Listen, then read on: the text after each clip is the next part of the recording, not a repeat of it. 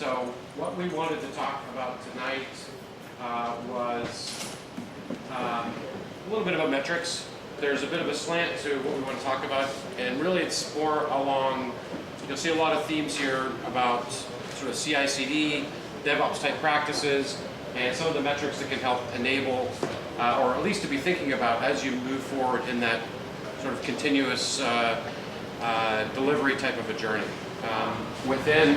If we think about CI/CD, we're sort of thinking about, in DevOps, we're thinking about delivering quickly, right? And delivering value quickly to our stakeholders, our end customers, whoever that may be. So I want to sort of give an understanding that this is the federal government, what we're going to talk about, some of the metrics that we're going to look at. And it's pretty regulated, right? We're looking at DHS, we're looking at 4300A requirements from a security perspective, FISMA, FedRAMP. So it's not just pull a library from the public internet and away you go. There's a lot of wrappers and security that goes around that. If that's resonating with everybody, thumbs up. Okay, cool, I understand. Because you can spend months just trying to get through a CIS level 2 type of an audit. It's a lot of work. So we'll share some of our experiences. Typically, at least from our experience, done can mean many things. But typically, from a value map or chain and a workflow, we're talking about meeting whatever our constituents have actually stated that they would like to see. So we provided value in the form of some process, which could be written down. It's some sort of feature or function. It could even be a platform that's consumed by multiple folks. Delineate what a metric or metrics and measures truly are. And hopefully most folks can articulate that. The difference really meaning, one is kind of stoic and solid, the other actually has some sort of frequency or event to it, meaning the metric, with some sort of, again, time. All right, next one, please. This is all very academic and simple, just to set the stage, so please bear with us, guys. This slide we put in here, the reason for this is, as in our organizations, metrics can be gamed, right? They can be used to prop us up, they can be used to make somebody else look bad. Can somebody, again, in their organization, give me an understanding of what sort of metrics you guys are using that would sort of fall into this evil category? And we have great examples we'd like to share with you. But does anybody want to talk about an evil metric that maybe your organization is using? So I'll share one, story points. Okay. So on the surface, story points are not evil, but when somebody compares team 1's velocity to teams 2 using something arbitrary, like a story point, there's some evil there. So why is that evil? Is it because of that comparison? It's because of the comparison. Because if the story point is truly arbitrary, then you can't necessarily compare a 1 for team A, it might be a 2 for team B. So do you award team B for, say, padding story points or overestimating arbitrary numbers? And then, admonish team A for being more efficient? Because it's arbitrary, it's hard to compare two teams. So that actually happens in your organization? Not anymore. They try. So did they try to actually add on another metric or something else to provide more insight into what story points really mean? Or what those teams were trying to do? So I think what we learned from that exercise was that, inside the context of a team, a story point's fine. But we also got a little wrapped up when we began our transformation in, what is a story point and is that too high, too low? And what we found out over time is that it just all worked itself out, right? So the same group of people use the same methodology. It doesn't matter whether one's high and one's low, just what that team kind of becomes, what it averages out in that team. Yes. Yeah, so we build financial management tools, and one of the things that we measure is engagement, because we want to see that people are engaged with their finances. But potentially, if we're doing our job, people get good enough with their finances that maybe they don't have to come back and check it every day. And in fact, checking your finances every day may be a bad sign that you're actually not doing very well with your finances. So we have to draw a line That's tricky. as to how to measure that. So that's tricky. Yeah, I think right now we feel like we can still go after more engagement and get people to, it's better to get people engaged, and we're not quite there. Once we see that we have a problem because everyone's so well off with their finances that they're, not engaging, then we'll reach out when we get there. But there's a lot of room for us to still be. So in some places that we've worked at, we have seen kind of like a velocity scorecard. And I'm sure you've seen or heard of this before, and where it's multiple different teams, and really the data and the metrics that are being used are arbitrary, right? It's how fast can I push something to production, and then there's a scorecard against that may not have the necessary qualifying factors, the trend information, or some other metric, like quality, to ensure that whatever I'm pushing to production is worthwhile. And again, meeting what the definition of done is for that specific group. That seems to happen quite frequently. A lot of folks seem to get caught in those traps when they're starting out until they start to really think. So this is a simple, quick little law, I think, that sort of ties into what we've all just been talking about. Yeah. Thank you. That was a decent segue. So again, this sort of ties into the fact that we shouldn't, from a metric or measure perspective, thinking about a target is probably a bad idea. Like engagement, or how many APIs, I've got a certain amount of API usage, right? As opposed to coupling it with something that makes more relevance with frequency, as opposed to something that's solid and has an end state to it. Again, this is what Goddard's law essentially states. If we already, especially from a business, if we set something like we need to reach $100,000 as opposed to we need to be profitable, which we'll get into, there's more room to grow, more room to think about being very stoic in our approach to what metrics and measurements are. So we can just go through. So again, just what makes a good metric? It's understandable. Everybody has some sort of level of understanding. You can go through them all. It's comparative, meaning, again, like we were just talking, there's the ability to do trends, there's the ability to compare this to some other metric, and it's behavior changing. So really, I think there's kind of like two golden rules. How well are we doing as a business or a group? And what can we do to change?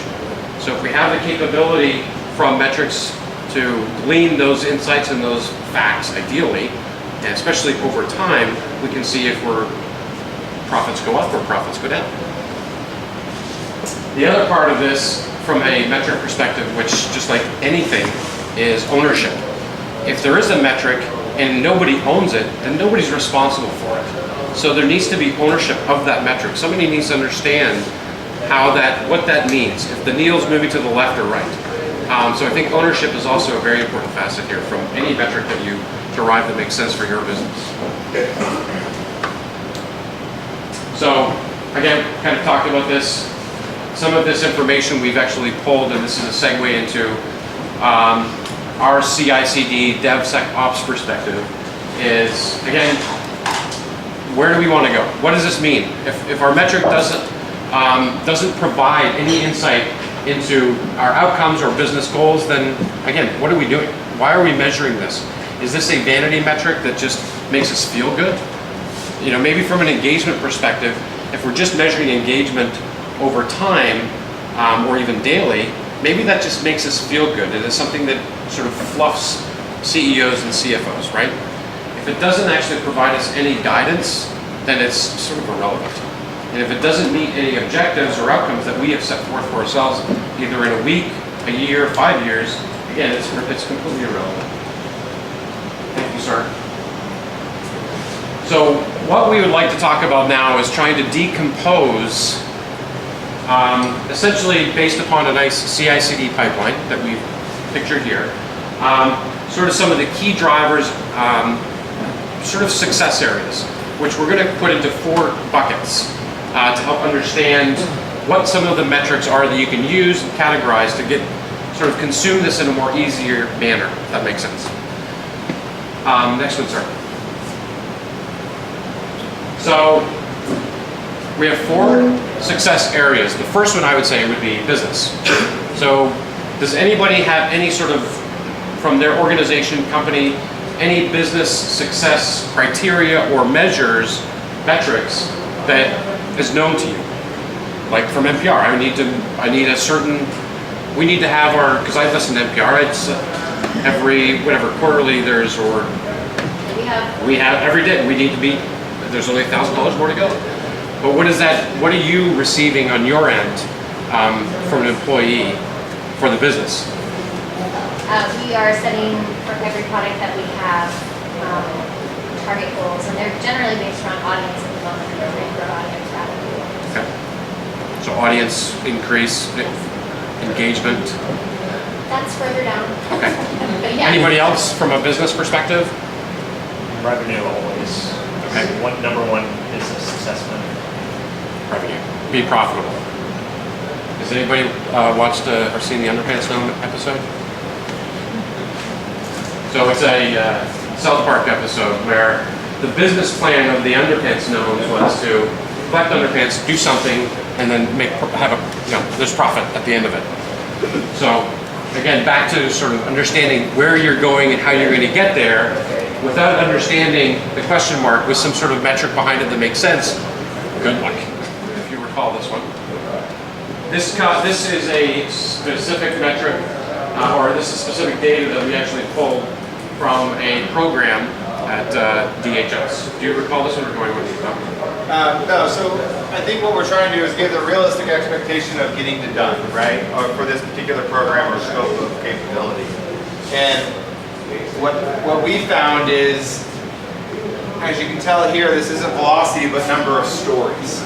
So we sort of shifted this. Instead of thinking of velocity based, we said, you know what? We're horrible at estimating. But what we can do is, we have a pretty consistent feel, and this is based on looking at the data, and how our story through. So who cares how big the stories are? Who cares if we're good at writing stories? Like, let's stop wasting time on that. But for any type of prediction, we realize that number of stories across time is probably a better predictor to say when we will get done. So, which is great, right? You shift it a little bit. The problem is then guess what our program manager did? Well, in order to meet this date, we can no longer create stories, so no more story splitting. So, just as much as we had the intent to do good, it also created another behavior because now the measure was known, Connor's law, right? Measure was known, and they figured out, the management figured out how to game it instead of the people being scored by it. So, you know, the ebbs and flows of that process, I thought was, as a coach on the program, was like, clever, you suck. So that was sort of the feeling I had. So I think when you have these measures, knowing they're going to get stale, rather one, people are going to figure out the algorithm on how to game them, or 2, people are going to stop looking at them because they've been around for so long. So that was sort of a realization for us. So from a business success perspective, or a success area, again, we're just to reemphasize, we're trying to decompose these sort of metrics into success areas that may make sense, where you can start to think about prioritizing your efforts on the metrics that are important to you. There's plenty of metrics you can choose. We're not here to go through all the metrics. It's up to you guys. This is just an overview. What some of the things that we like to use where we are at, again, would be especially important to us as deliverers of like services, multi-tenant type services, would be maybe average session time. A change in customer volume is very important to us. If we start to see a decrease in the number of tenants that we have, something is definitely wrong. And then feature metrics. We can run sort of experiments, canary releases. We can set up specific clusters to have a new feature or function to see if there's adoption, first and foremost, to see how often that new feature is actually used, and then see if it increases or improves from the specific platform if it increases their velocity in their development efforts. Yeah, I think the great thing about the business success metrics is the fact that it forces your program to talk to the customer to find out what they're interested in before you build the product, hopefully. So it forces, like we're right now doing the data gathering, the program hasn't really kicked off yet to say, what are the type of operational efficiencies should we be aware of that should help the business? And I say we the program, but it consists of both business folks that are at headquarters as well as IT folks that are knee-deep into architecture. And so it's like, it helps us know the focus and the alignment to business success as we're trying to deliver a product. So, again, this is the primary stakeholder, right? If we're thinking about our value map and our workflow, we're technically responsible to the business. They're the ones that have the money, they're the ones that are driving typically requirements. If we don't meet their needs, if we're off by 50%, then we just wasted 50% of their money and time. So next one, sorry. So dovetailing into business success is our customer user success. This is, I mean, it's not just the business folks, but we also need to ensure that the constituents, the users, have a successful encounter. We're meeting their needs. They're not spinning their wheels waiting for Windows to boot up. And there's plenty of other metrics that we can talk about. From a CI/CD perspective, we have the capability in some of the applications and the platforms that we use to deliver our applications. Canary releases, we can do A/B testing, we are doing blue-green type deployments. This gives us immediate feedback from our customers, what actually has happened. Tying that into help desk also provides immediate feedback. If anything goes wrong, we can have it proxied through an official help desk. I would state that in some of the platforms that we support and push out, we have found a higher success rate and satisfaction rate in providing almost a guerrilla warfare type or marketing type of a help desk situation. Meaning we're receiving direct impact, direct feedback from our customers, our constituents, via like a Slack channel or hip chat. We have found that to be much more effective as instead of it being proxied through numerous layers of help desk bureaucracy, where typically there's always a broken telephone situation happening. So having almost frontline support where the tier 3 guys, tier 2 and 1 are flattened. From a metric perspective, I think the next slide talks a little bit about this. What we ended up doing, and you jump in there, but what we ended up doing here was having two different products, and think about, again, us being the folks that are the engineers providing either developing the application and or providing that service. Instead of it being managed by some other ops team where we're essentially punting some BTAR or gzip Docker image off to some other team to actually now own and deploy into production, we actually ended up taking ownership as the development team, as those service engineers, all the way from creation to production. So if there was any issue or challenge, we were the front line. We were the guys that were answering the calls at 3 in the morning to solve their problems. And you can see here for both product 1 and 2, very similar, right? We started off where the whole MO was you build it, the devs, you own it. Meaning I own all of those O&M responsibilities as well.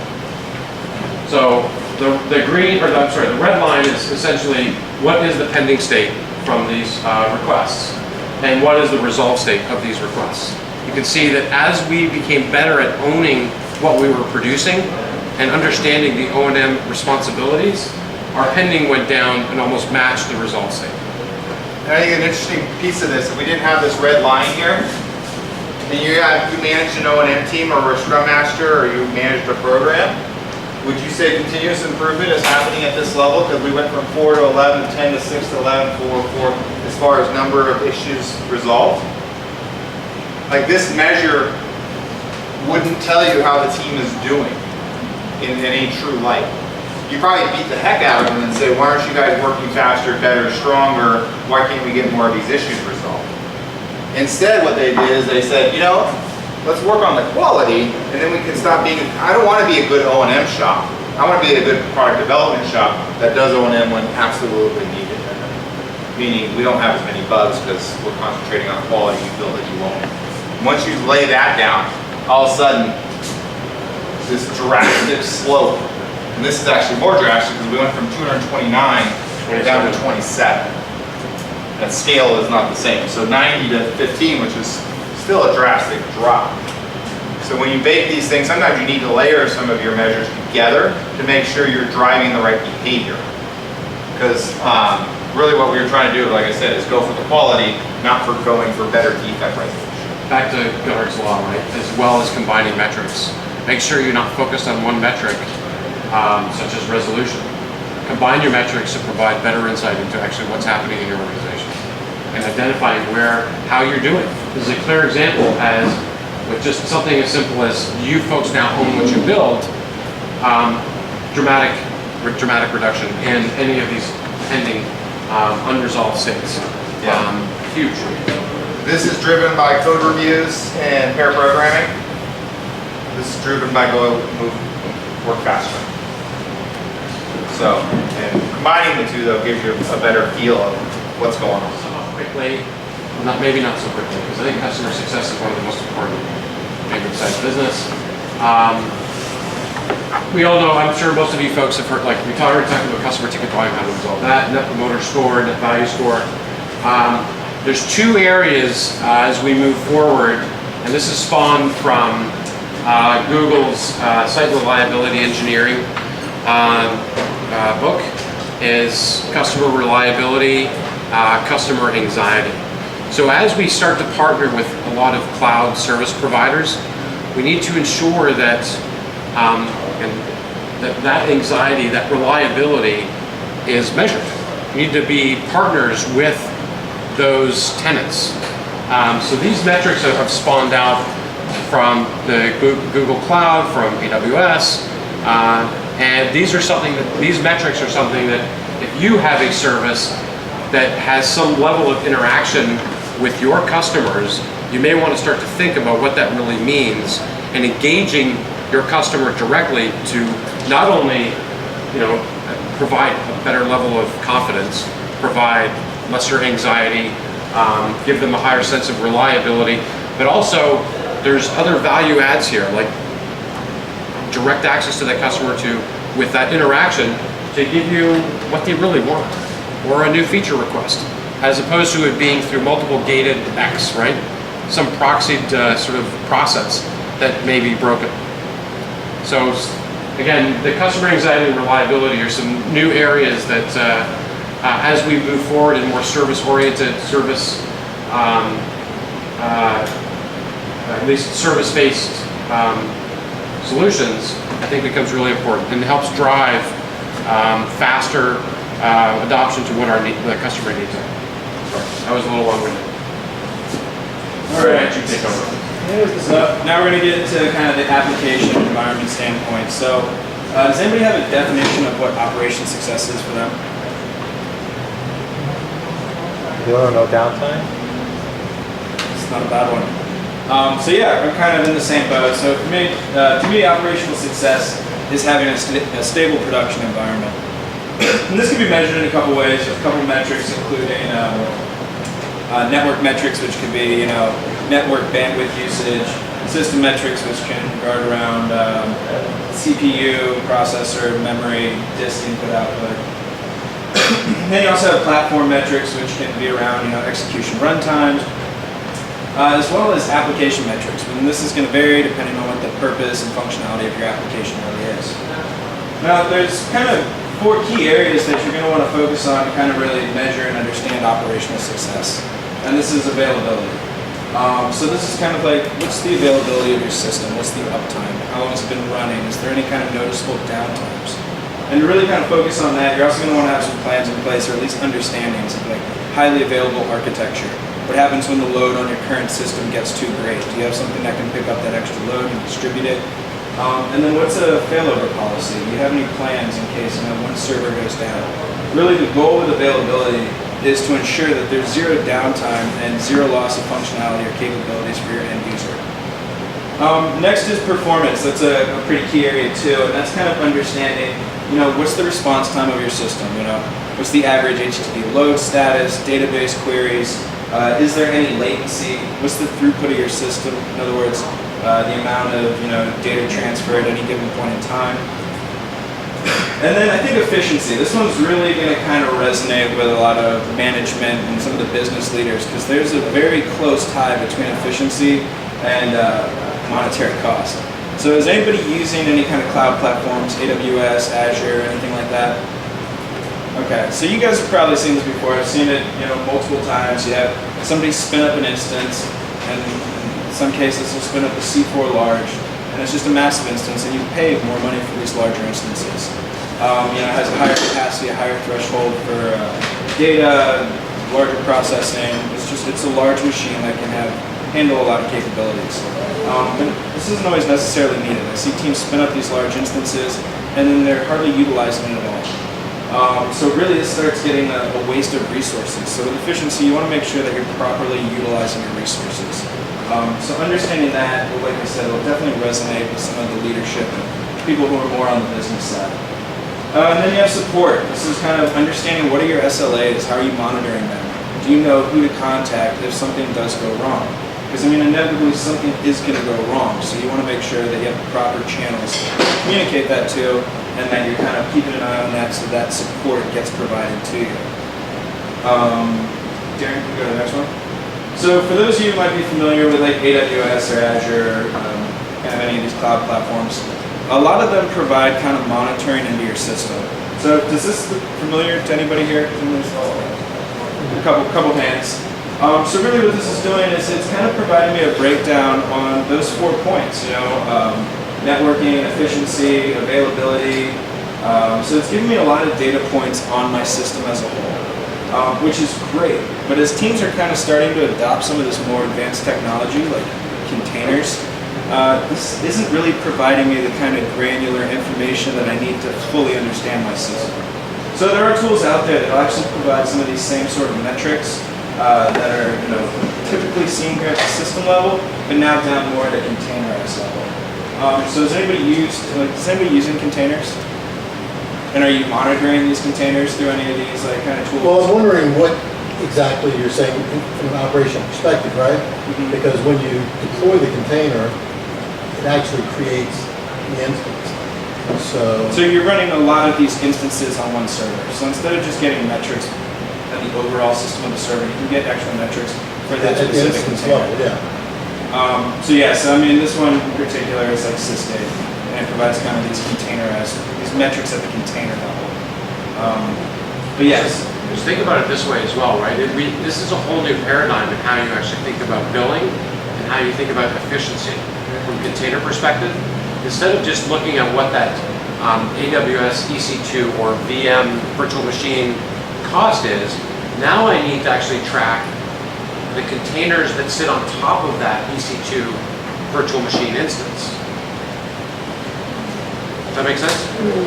Not 100%. Okay. Because if I push something to AWS or to Azure, right, I'm creating an instance. It's running on a VM.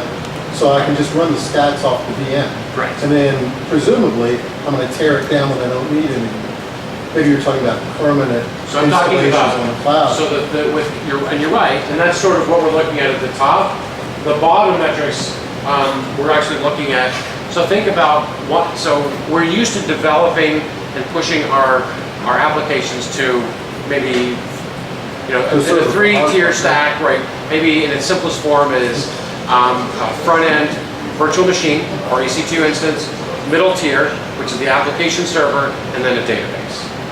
So now what I can do with containers is I can actually have that same stack sitting on one host, and it could be 100 applications. True. Well, you won't know in the cloud. You don't know, there's no correspondence between the physical hardware and the virtual instance. It doesn't matter about, so I'm just measuring the virtual hardware, but now I need to measure each container and what resources they're consuming from that virtual machine.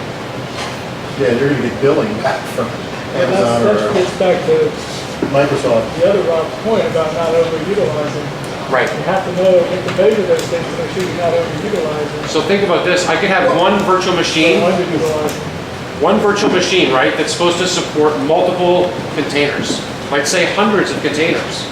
And if I'm not measuring things properly and counting properly, then I could just have maybe one container on one virtual machine and being billed for that entire virtual machine, as opposed to distributing or reducing that load, or taking that one container and putting it onto another virtual machine where 50 containers sit. Does that make sense?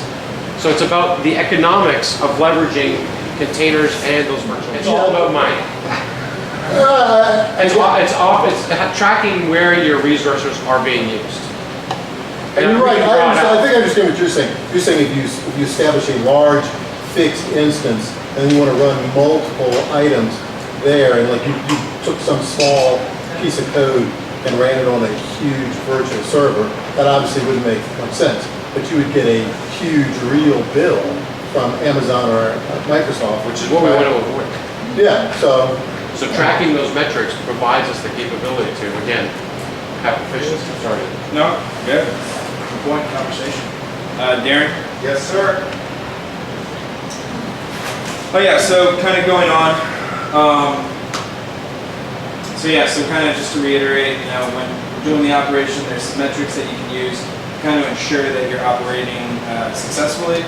And this can vary from percent of failed deployments, release frequency, availability. But really the goal is not to take one of these measurements and just use this as your base. It's kind of take all of these metrics together and figure out where they stand, where you stand within these metrics, to kind of get a holistic view of whether you're actually having operational success or not. So Darren, if you want to go on to the next one. So yeah, next we'll talk about development success, excuse me. So this is sometimes considered, measure at the rate at which an organization can enact or deploy a change in their software. And one of the key factors that teams focus on with development success is speed. And I mean, that's an important one. You want to make sure that you're getting your change out there, your enhancements out there to the customer in a reasonable amount of time. But when the sole focus is speed and there's not an equal amount of importance put on quality, it doesn't do you really any good. If anything, it actually starts to become a hindrance. So what's the point of delivering poor code fast? All you're going to do is you're going to introduce issues into your production environment. You're going to have to roll that back, identify the issues, resolve them, and then push it back up to ensure that it's working back in production. Depends on what your project manager will get you rewarded for. That's true. Some project managers just let it ride. But eventually it'll get back to the customer, why am I losing this functionality? Or it could be a complete system outage, and then your project manager's going to care.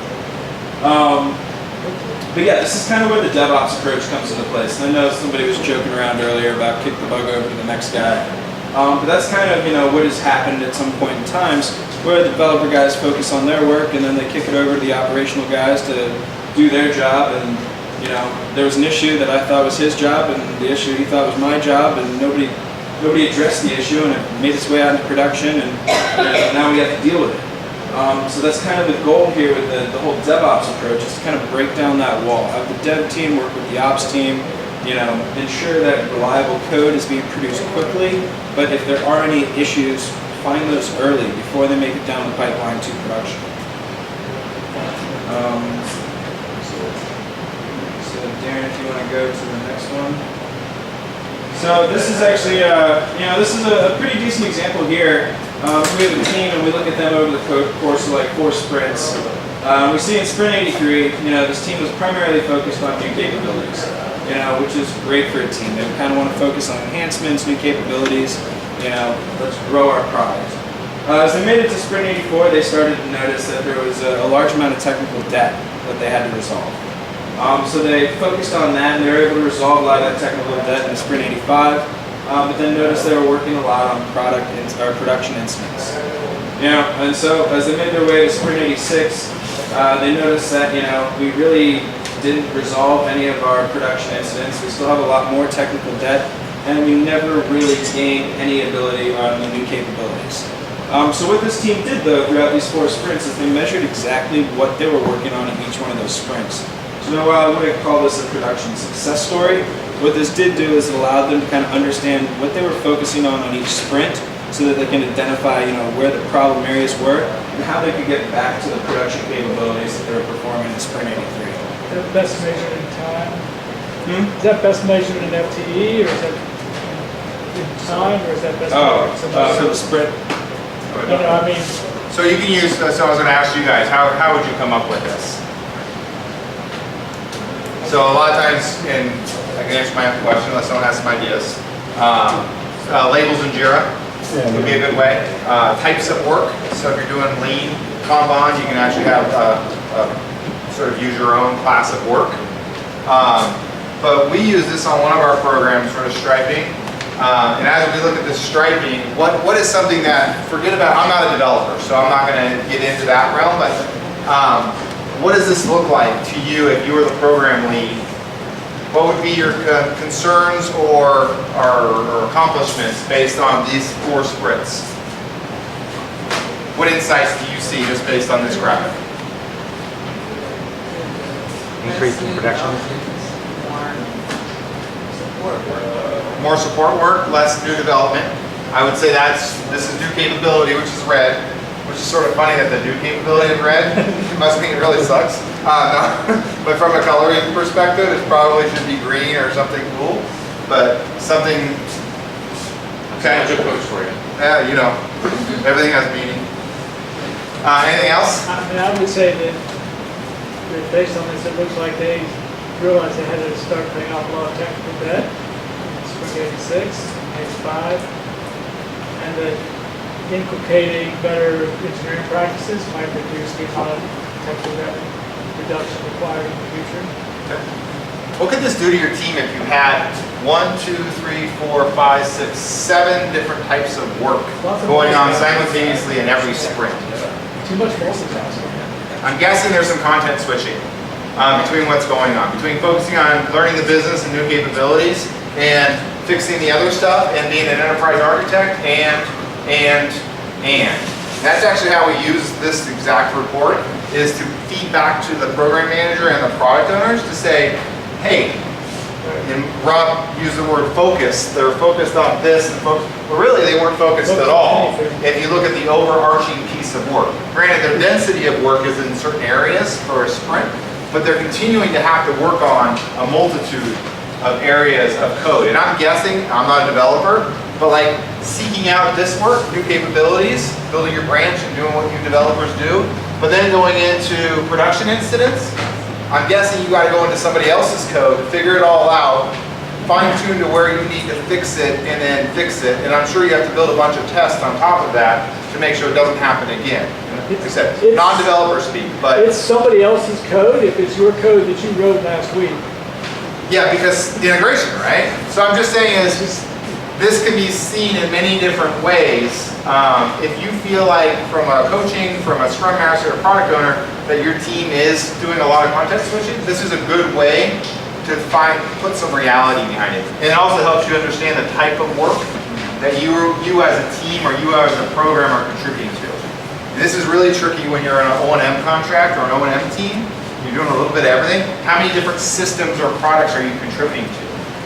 And maybe there's a way, and you don't want to be non-responsive, but maybe there's a way you can shape the nature of your work sprint by sprint or program increment by program increment to say, we're going to concentrate on this system, this product, or shape your teams to be very product-centric or system-centric. So that was a whole lot, but And to actually almost put like a published number, every time you switch a context, it's like an average of 15 minutes to actually start to be productive again.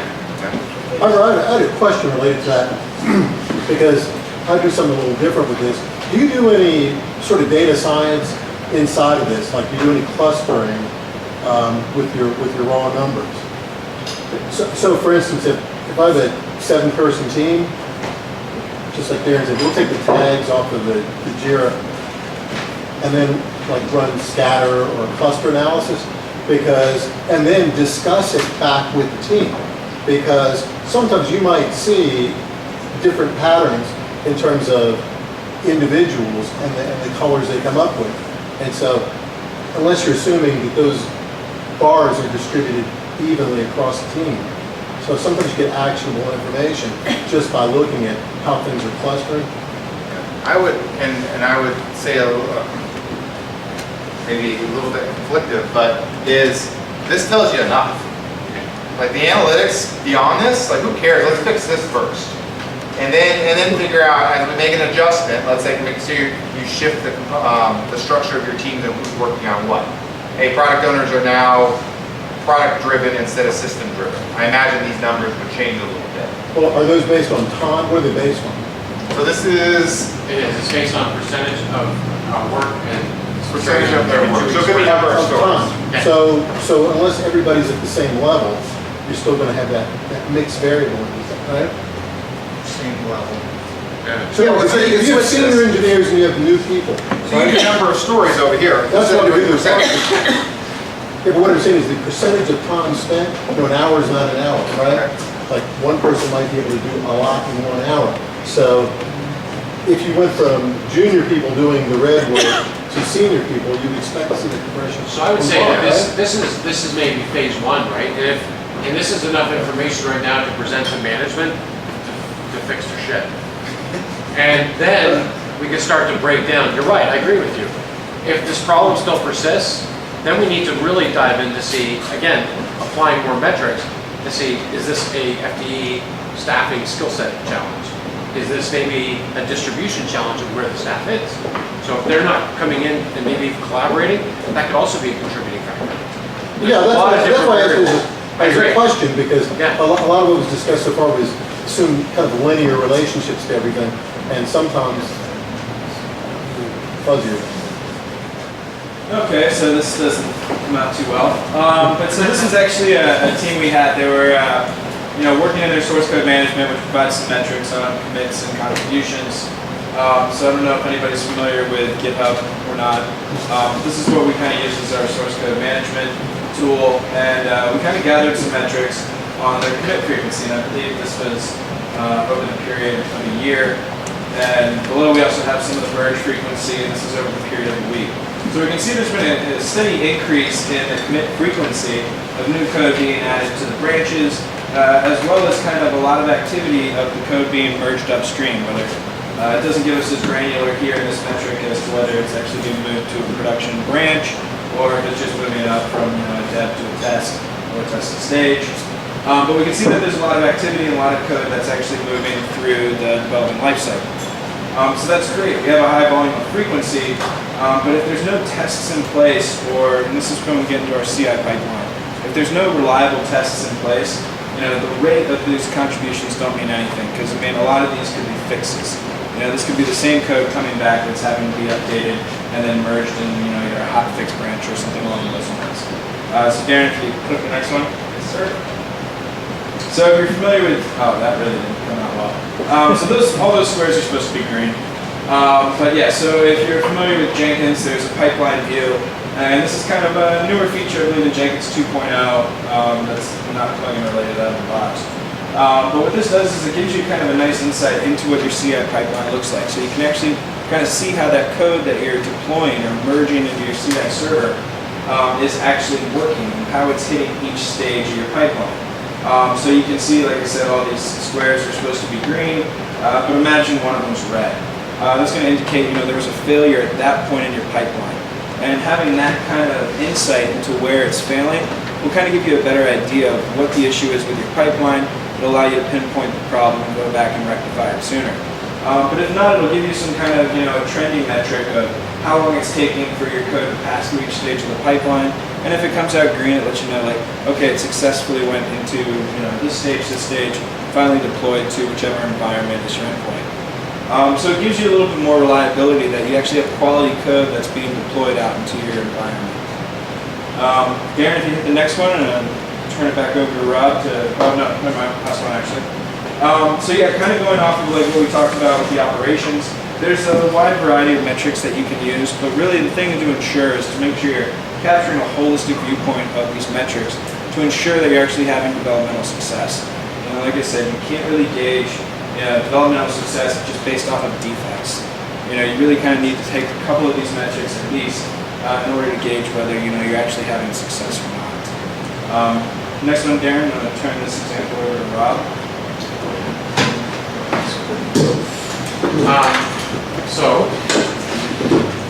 This was an exercise, so now that we sort of came to the completion, at least of the end of our pipeline, from a metrics perspective, I wanted to try and bring in another context of how we should be thinking on the onset of bringing in a new service.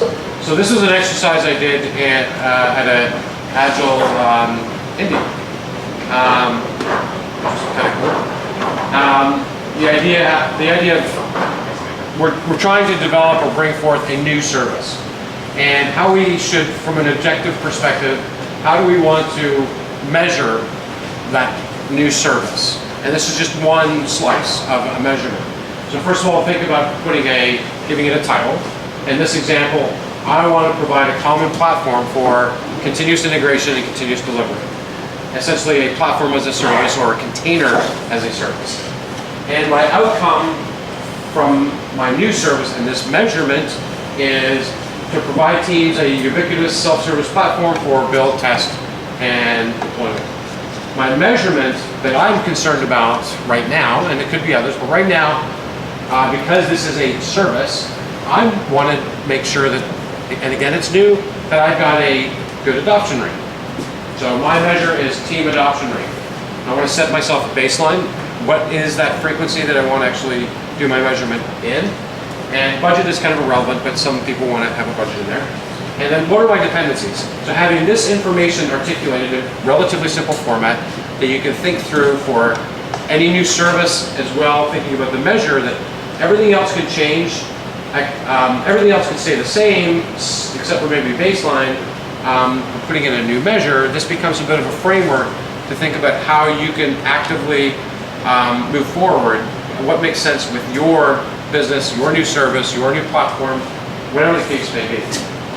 So back to this example, I want to measure team adoption rate for my platform container as a service. I want to make sure that my goal, our baseline is I want to get one team per month. That's what I'm trying to, that's my target. So my adoption rate measures, diving in as to really what do I want to look at, would be features, form factor, and frequency. So all I did was create a bit of a table here to try and articulate what that means, right? So user ID is whatever, I mean that's what I can get an understanding of the actual team, because that would be tied to a specific group. Date, and then I can actually start to look at event, form, and count. The count really is for each of these events, right? Does this make sense, guys?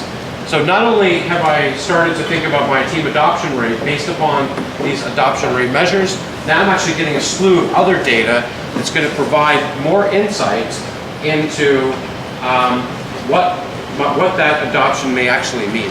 So am I using an IDE? Am I using a GUI to access this service? So then, do I need to actually start to focus my efforts more on the GUI as opposed to the IDE, because everybody's using the IDE and it's easy. Maybe the GUI is the way everybody's actually accessing the service, and they're happy with that. Let them continue. What event is actually happening? What are they actually doing with this service? So I start to get a good holistic view of, with just team adoption rate as my measure, what's actually happening. And I can start to track what that baseline truly is with these sorts of data sets. So next one, please.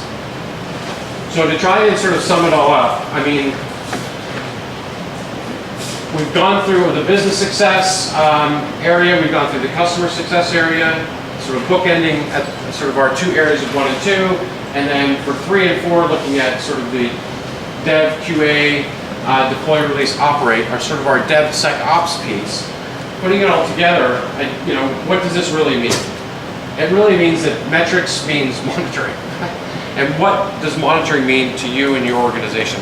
Finding the right areas from development success and operation success, and choosing that right metric I mean, at the end of the day, it can provide you guys a divining rod and a real path to making a successful choice or choosing the right action as you move forward. And it's backed up with real data.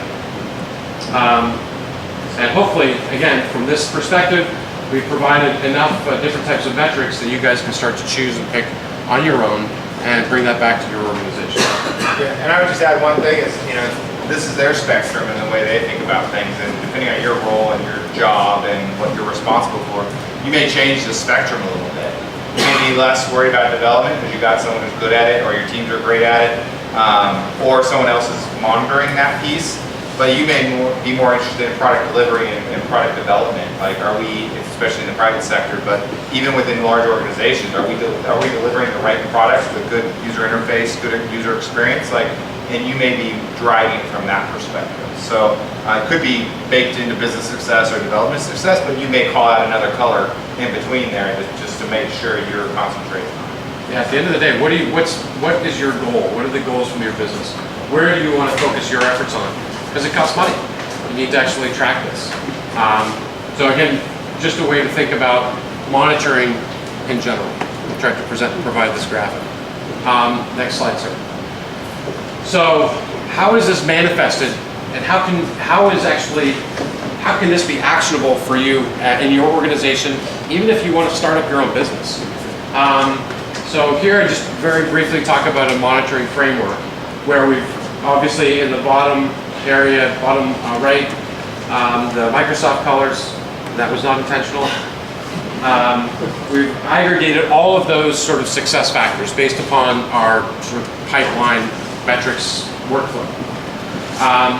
So really, this is a monitoring framework to aggregate all of these metrics into one place, but making it real time. Essentially, all these metrics, if that is a capability that exists, are actually produced as events, right? So if we think about somebody accessing a web server, that's an event.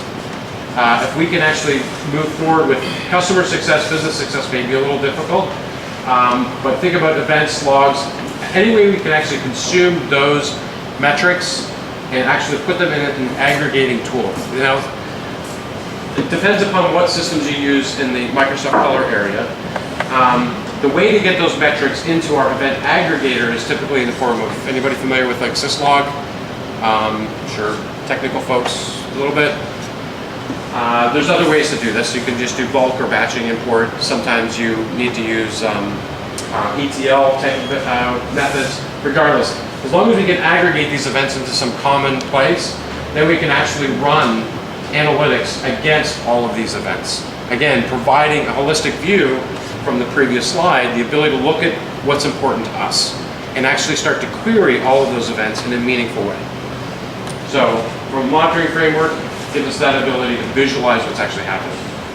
Again, making some sort of actionable event for ourselves as a business. Next slide, sir. So quickly, again, we started this talk by talking about how we actually look at CI/CD for folks, for our customers using services that we're providing to them. This is an aggregation of, this is a sort of a representation visually of a monitoring framework from multiple sources. So from folks that are Agile coaches, this may be very important to you folks to put on a wall, maybe on the way to the bathroom in your organization. So it's in plain view from everybody. So we're collecting data from Jira, and you can see, again, the top left, what that sprint is, where we are in that sprint, the number of stories, the width, and what's actually done. Bottom, we're actually getting information here. This is from GitHub, so we're looking at commits per day. We're getting a summary of what the contributions are. In the middle column here, we're looking at Jenkins and what's actually happening with Jenkins from a build perspective, what that duration is. So we're starting to get an understanding of velocity. And then we're on the bottom, in the middle, we're looking at that actual static code analysis, that actual code quality. So we're actually getting velocity and quality in one dashboard view. And then on the far right side, we're actually starting to get some of our CI and CD perspectives from performance. We could also inject any sort of, maybe we want to do functional testing or smoke testing, All this information could be displayed in here, as well as our deployments. How are our deployments going? What is the frequency of our deployments at the end state? So again, this is a Capital One group, if anybody's familiar with this. This is all open source, so if you haven't looked at it, I recommend doing it. And it does provide, again, a nice insight from a CI/CD perspective, how your teams are doing. Next one, please, Darren. So key takeaways. Next one. So I'm sure most folks have heard of goal rate. If you measure me in a logical way, don't complain about the logical behavior. Again, just bring things back into the fold. Let's think about really what are we trying to actually measure and what typically is that metric. A metric should not be a target. A metric should have some level of ownership. Ideally, it's based upon outcomes that are going to drive business decisions to actually steer us into the right direction. So again, it's not singular points, it's across multiple frequencies and ownership that is shared widely with multiple groups. So turn it into a dashboard, put it out in front of everybody so they can see what's important to you and your company, so they can start to think about what makes sense and how they're doing, what they can do to make things better. At the end of the day, metrics, and this is from George Dinwiddie, a very interesting gentleman. Wise old man. Wise old man. He's Mr. Amigo.